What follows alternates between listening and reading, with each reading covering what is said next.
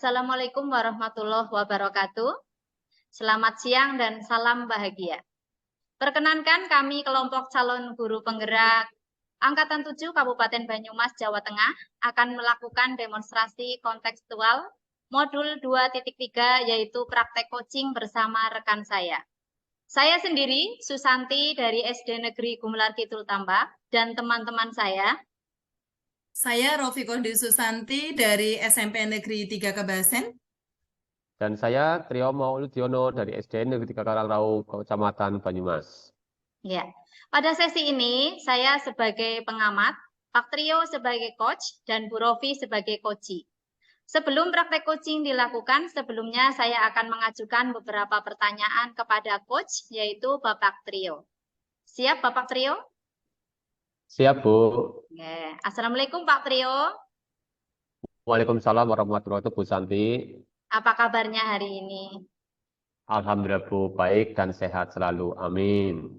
Alhamdulillah. Baiklah, hari ini kita akan melaksanakan praktek coaching, di mana di sini saya akan melihat, menilai, kemudian saya mengamati praktek coaching yang akan Bapak lakukan bersama Bu Rofi.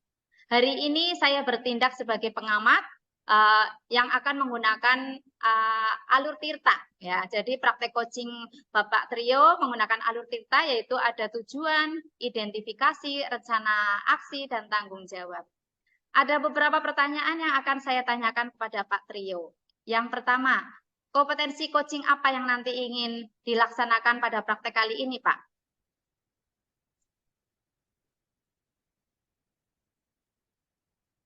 Baik, Bu. Sebelumnya saya ucapkan terima kasih atas perhatian Ibu sebagai pengamat pada kegiatan praktek coaching kita hari ini. Kemudian kompetensi yang ingin saya laksanakan dalam praktek ini adalah membuat pertanyaan-pertanyaan berbobot, Bu. Oh iya Pak. Kemudian pertanyaan kedua ya Pak, tadi pertanyaan pertama adalah membuat pertanyaan yang berbobot. Untuk yang kedua, Jadi, Bu. kompetensi Oke. yang mana yang nanti secara aktif dan spesifik akan Pak Trio lakukan? Ya, Bu. Jadi nanti ketika kompetensi yang nanti aktif spesifik yang saya tuju adalah rencana aksi, Bu. Nah, di rencana aksi yang akan saya kemukakan oleh si coach itu, Bu, oleh coach. Oh iya. Jadi nanti rencana aksi dari si coach ya. Nah, Ya, untuk Bu. pertanyaan yang ketiga, indikator ketercapaian tujuan pengembangan yang Pak Trio inginkan dalam proses coaching hari ini apa? Baik, Bu. Untuk indikator pencapaian pada proses coaching kali ini ya, Bu, yang bagaimana bagaimana coach dapat menemukan solusi atas permasalahan yang dihadapinya, Bu. Iya. Jadi nanti eh, si coach itu dapat menemukan sendiri ide-ide atau dan solusi dari segala masalah yang dihadapi. Baik Pak, untuk pertanyaan dari saya sudah selesai. Nanti silakan Pak Trio dan Bu Rofi lakukan praktek coaching. Saya akan mengamati sesuai alur tirta. Silakan Pak. Baik, Bu. Terima kasih, Bu. Oke.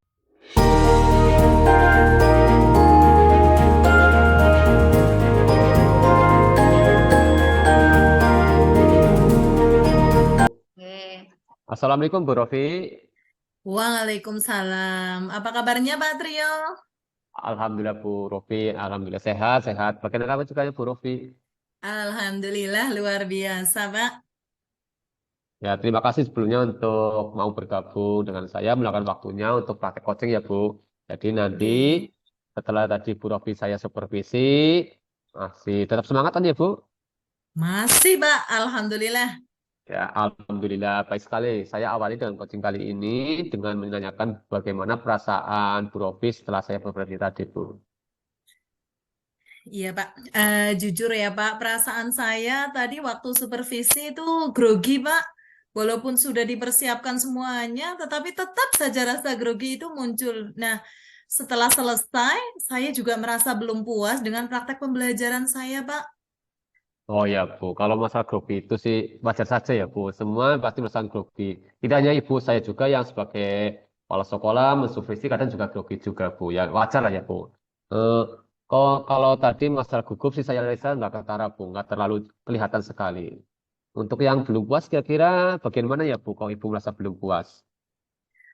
Tadi sewaktu saya mengajar materi tentang pembuatan magnet, di akhir pembelajaran kan saya mengadakan evaluasi ya. Tapi kok ternyata sebagian besar siswa banyak yang nilainya di bawah KKTP.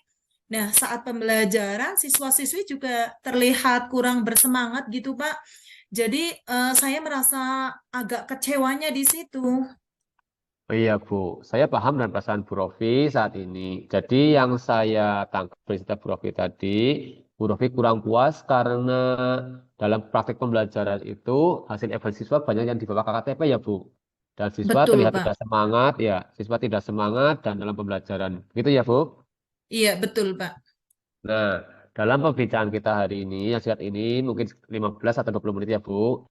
Kira-kira apa yang ingin Bu Rofi dapatkan dari akhir percakapan kita nanti ini Bu? Nggih, Pak. Jadi saya ingin nanti itu dapat solusi bagaimana caranya biar siswa itu lebih semangat dalam mengikuti pembelajaran dan hasil evaluasi juga bisa tuntas semuanya.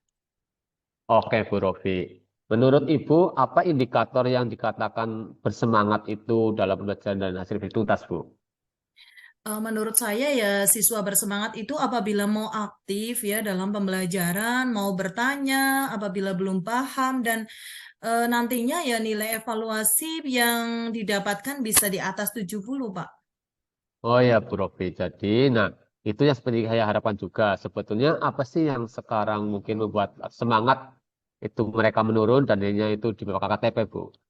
Mungkin karena saat mengajar itu saya tidak menggunakan media pembelajaran yang bervariasi. Jadi untuk memenuhi kebutuhan belajar siswa ya Pak, seperti yang Bapak ketahui tadi pagi kan saya hanya menggunakan tayangan slide saja, sehingga mungkin siswa jadi pasif. Ya, tadi disebutkan bahwa Bu Rofi tidak menggunakan media diagnostik, media pembelajaran yang berbasis ya, Bu. Jadi Ibu hanya menampilkan slide-slide untuk memenuhi kebutuhan belajar siswa. Nah, kebutuhan belajar siswa yang bagaimana yang dimaksud Bu Rofi? Iya, sebelum pembelajaran saya memang telah melaksanakan tes diagnostik untuk mengetahui minat dan gaya belajar siswa. Dan ternyata memang ada 3 jenis gaya belajar kan yang mendominasi, yaitu ada gaya belajar visual, auditori, dan kinestetik. Namun setelah tahu hasil identifikasi tersebut, saya tidak menindaklanjuti memang sehingga tidak bisa apa ya menyesuaikan dengan kebutuhan siswa terkait gaya belajarnya, Pak. Oh, begitu ya, Bu Rofi. Bu Rofi dalam mengidentifikasi kebutuhan siswa dengan tes diagnosis itu, untuk selanjutnya seharusnya apa yang dilakukan Bu Rofi untuk menindaklanjuti hasil tes itu, Bu? Mungkin saya seharusnya menyediakan media pembelajaran yang bervariasi ya. Untuk gaya belajar visual bisa pakai poster atau infografis. Untuk auditori mungkin saya bisa mengkreasikan dengan lagu anak yang diganti liriknya ya dengan materi saya dan untuk yang kinestetik bisa saya sediakan percobaan langsung membuat magnet, Pak. Bagus, Bu. Itu sebuah rencana yang sangat bagus. Nah, kira-kira apa strategi yang akan dilakukan terkait dengan gaya belajar siswa yang berbeda-beda itu, Bu Rofi? Ya, saya akan mengelompokkan siswa menjadi 3 kelompok ya berdasarkan gaya belajarnya dengan harapan jika ada kesamaan gaya belajar maka semangat mereka jadi muncul ya dan semakin paham dalam mengikuti materi pelajaran saya. Iya, Bu. Untuk praktek tadi pagi, kira-kira Ibu dalam skala 1 sampai 10 itu, kira-kira Ibu ada di posisi ke berapa?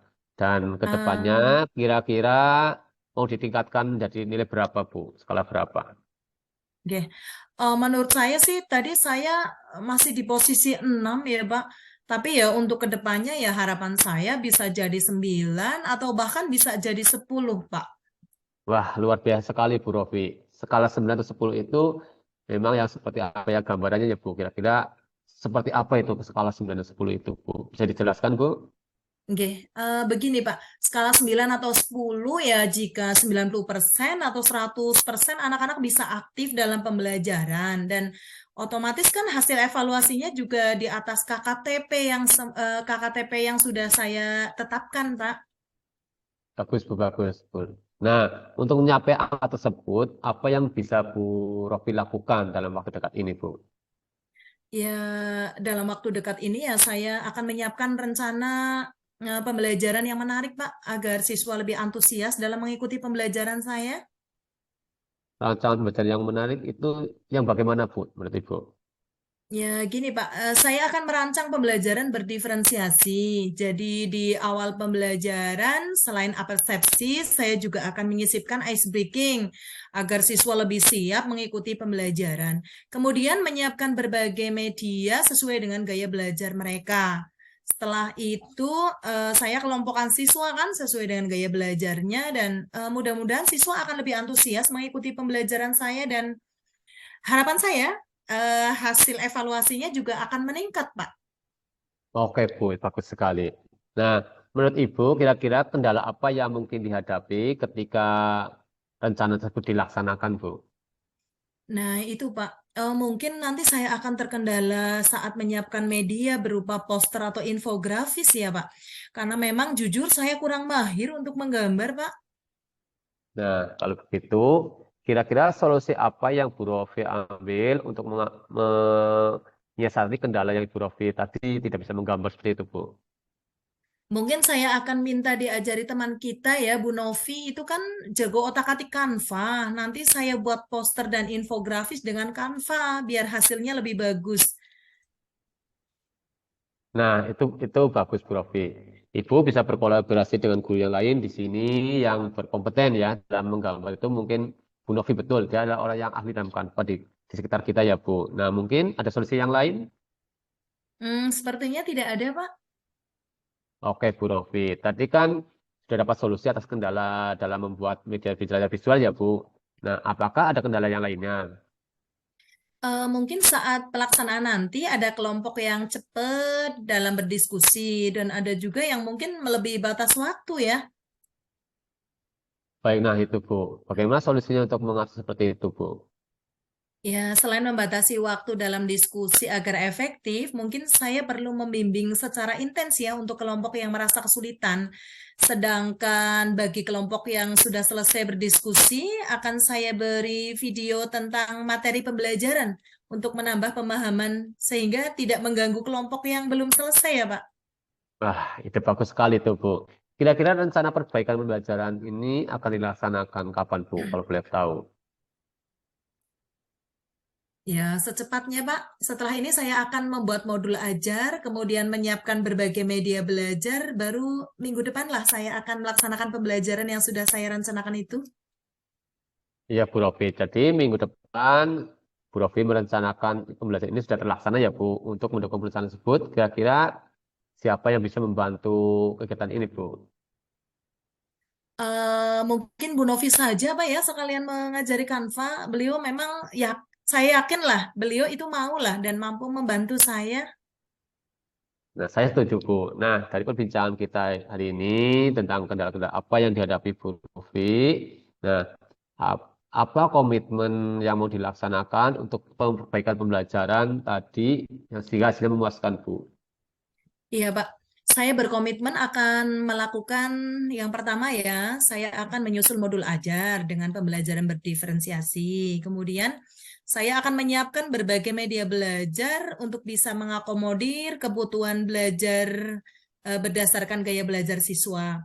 Setelah itu ya minggu depan saya akan laksanakan rencana pembelajaran dengan menyisipkan ice breaking ya, supaya siswa lebih bersemangat dalam mengikuti pembelajaran. Wah, luar biasa rencana Bu Rofi. Nah, kira-kira setelah kita bisa ini, bagaimana perasaan Ibu saat ini, Bu? Alhamdulillah, perasaan saya lega, Pak. Semakin semangat jadinya, Pak. Syukurlah kalau begitu, Bu. Saya ikut senang. Semoga rencana perbaikan yang dilakukan Bu Rofi bisa berjalan dengan lancar. Amin. Terima kasih ya, Pak, atas solusi dan dukungannya. Sama-sama Bu Rofi. Jangan lupa ya, 2 minggu yang akan datang, saya ingin tahu hasilnya dari perbaikan yang sudah dilaksanakan Bu Rofi. Iya, Pak, siap.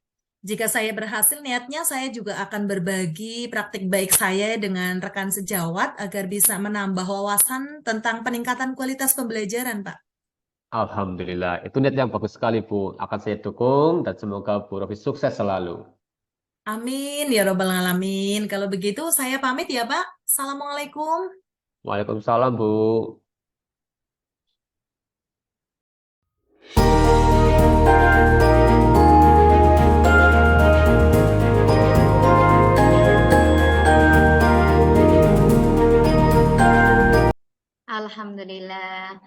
kasih Pak Trio dan Bu Rofi sudah melakukan praktek coaching yang sangat baik menurut pengamatan saya.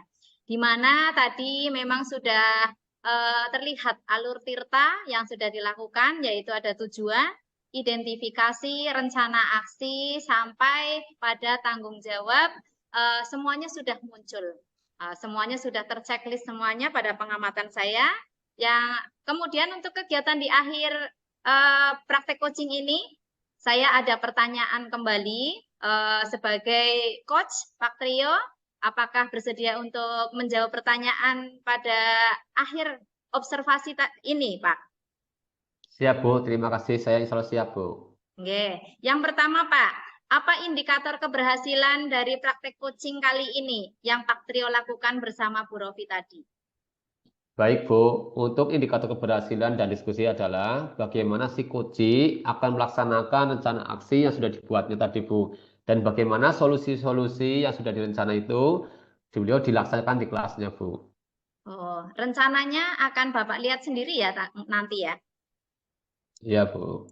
Yang kedua, tadi di awal kan Pak Trio sudah sampaikan bahwa kompetensi yang akan dilaksanakan adalah membuat pertanyaan-pertanyaan yang berbobot. Sudah sangat baik dilaksanakan tadi, sudah saya amati. Sekarang kompetensi apa yang Pak Trio akan kembangkan pada praktek coaching berikutnya? Baik, Bu. Di awal sudah saya sampaikan bahwa saya ingin mengajukan pertanyaan-pertanyaan berbobot karena dari pertanyaan-pertanyaan berbobot itu diharapkan mampu menggali ide-ide dari coach untuk menemukan solusi-solusi dari permasalahannya. Untuk kedepannya, kompetensi yang ingin saya kembangkan adalah menghadirkan diri secara penuh, Bu. Menjadi pendengar yang aktif. Terakhir tentunya keterampilan buat pertanyaan-pertanyaan yang berbobot ini agar saya semakin meningkat lagi kemampuan saya, Bu. Iya betul Pak. Dengan 3 kompetensi tersebut, yaitu jika kita bisa menghadirkan diri secara penuh atau present sehingga bisa fokus dan menjadi pendengar yang aktif, nanti pada akhirnya kita bisa mengajukan pertanyaan-pertanyaan berbobot yang mampu menggali sendiri ide-ide dan solusi dari si coach atas permasalahan yang dihadapi. Nah, namun mungkin juga sebenarnya si coach itu punya jawaban-jawaban sendiri, namun belum sampai terpikir ya sampai ke situ. Memang kita perlu arahan-arahan dengan menggunakan pertanyaan-pertanyaan pemancing tadi ya Pak. Iya, Bu. Betul, Bu. Terima kasih banyak Pak Trio dan Bu Rofi atas kesempatan kali ini. Saya bangga sudah bisa menjadi pengamat pada kegiatan praktik coaching pada hari ini. Semoga menjadi pembelajaran untuk saya dan untuk kita semuanya agar kita bisa melakukan praktik coaching yang lebih baik lagi ke depannya ya. Nah, untuk itu saya akhiri untuk kegiatan praktik coaching hari ini, untuk pengamatannya juga. Terima kasih. Wabillahi taufiq wal hidayah. Wassalamualaikum warahmatullahi wabarakatuh. Waalaikumsalam warahmatullahi wabarakatuh. Waalaikumsalam warahmatullahi wabarakatuh.